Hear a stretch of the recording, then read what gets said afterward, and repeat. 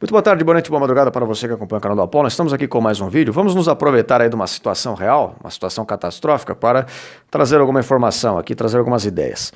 Como vocês sabem, recentemente os Estados Unidos têm passado por problemas geológicos, né, que a gente não tem muito como evitar, não tem muito o que fazer.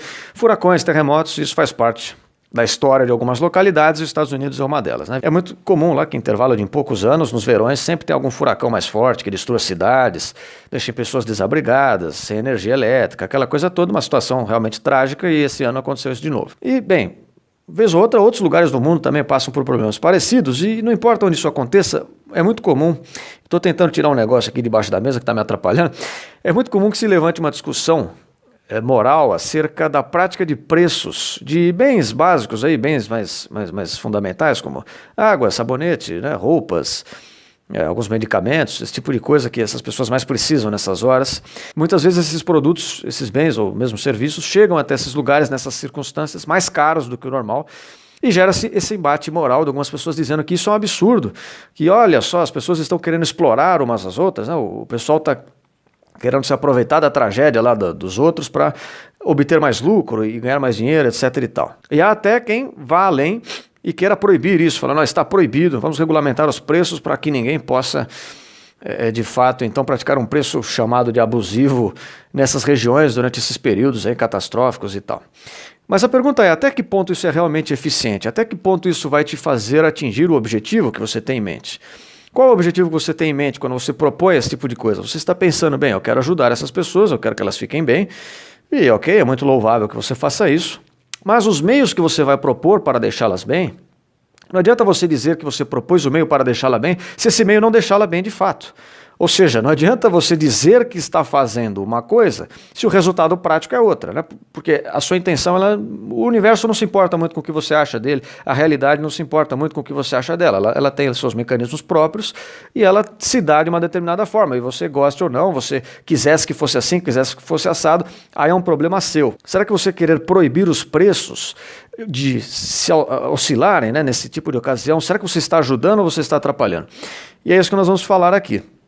Como nós sabemos, e tantos economistas nos explicaram, inclusive os que eu sempre cito aqui, né, eles nos dizem que os preços, eles traduzem quantitativamente um problema qualitativo da economia de alocação de recursos. Os preços nos trazem informações importantes sobre as relações de oferta e demanda em cada lugar, o quanto as pessoas estão inclinadas a querer algo ou se desfazer de algo, conforme as particularidades locais. De modo que o preço, então, por mais que nós não saibamos que tenha um terremoto, um furacão em um determinado lugar, só do preço da água, medicamentos e alimentos naquele lugar ter disparado, já te dá um sinal. Você fala, opa, eu, enquanto eventualmente um vendedor, uma pessoa que tem água a oferecer, tem roupas a oferecer, eu tenho um incentivo, através do preço, de direcionar esses recursos, medicamentos, toalhas e sabonetes para esse lugar. Porque eu falo, bom, em vez de eu vender aqui na minha vila A, que está tudo bem e o preço está normal, eu sei que na vila do lado, eu não sei o que aconteceu, mas eu sei que lá essa vila está pagando muito por isso. Então, em vez de eu distribuir esses bens nessa vila, eu tenho um incentivo para distribuí-los na outra.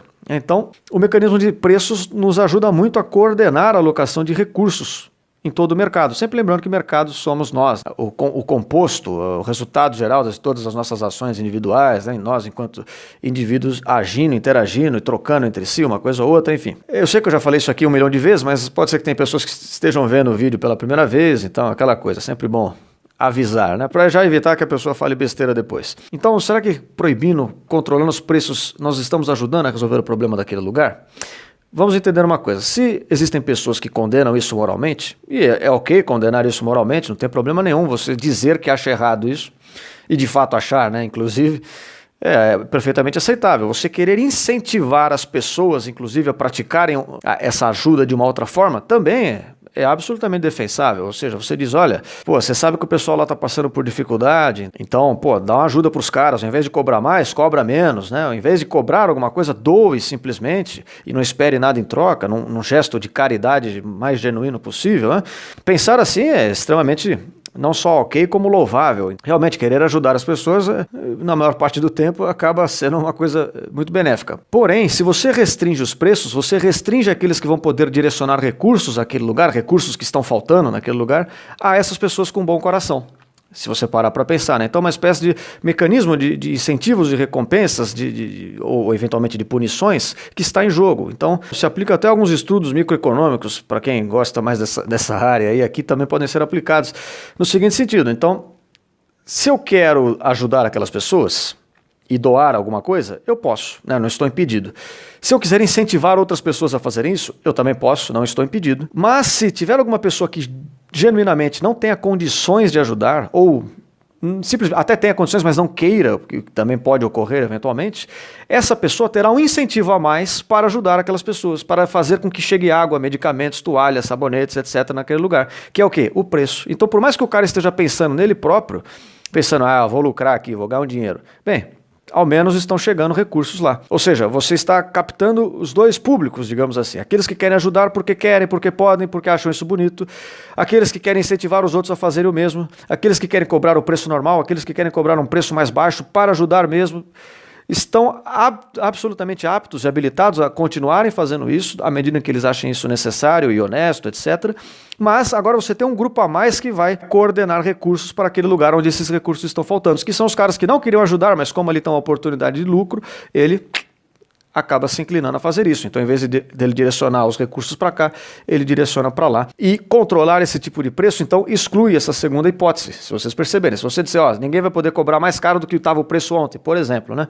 O cara que está lá numa outra cidade, próxima, num outro vilarejo, se ele não tem esse impulso natural de caridade, ele também não vai se dispor a produzir aquele que, no fim prático, vai ajudar aquelas pessoas, que é o quê? Que é levar o recurso até lá e fazer com que aquela pessoa tenha acesso aos bens mais básicos aí para sua sobrevivência e tal. Então, estou me aproveitando aqui desse caso real, exatamente para ilustrar essa questão da transmissão de informações que os preços podem ter como função, de que modo o controle de preços, não só nesse caso, como em tantos outros que nós já falamos aqui, tendem a gerar crises, inclusive de abastecimento, como é quando o governo tenta controlar o preço de qualquer coisa, como você já viu na história do Brasil, já viu na história do Império Romano, como nós já falamos nesse canal aqui, como você vê hoje na Venezuela, como você vê, enfim, qualquer lugar que o governo tente controlar preços, e inclusive num caso excepcional como esse, de uma catástrofe, né? Ou seja, de que modo o controle de preços também altera o mecanismo de incentivos para que, de fato, os recursos cheguem num lugar ou não, através desse mecanismo complexo do processo dinâmico aí do mercado. Por esse vídeo é só isso.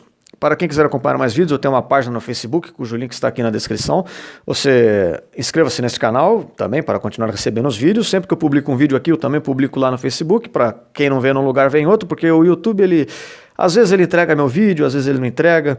Mas o Facebook também faz isso. Às vezes ele entrega para a pessoa, às vezes não. Mas enfim, isso é assunto para outro vídeo. Por enquanto é isso. Um beijo na alma a todos vocês e até a próxima.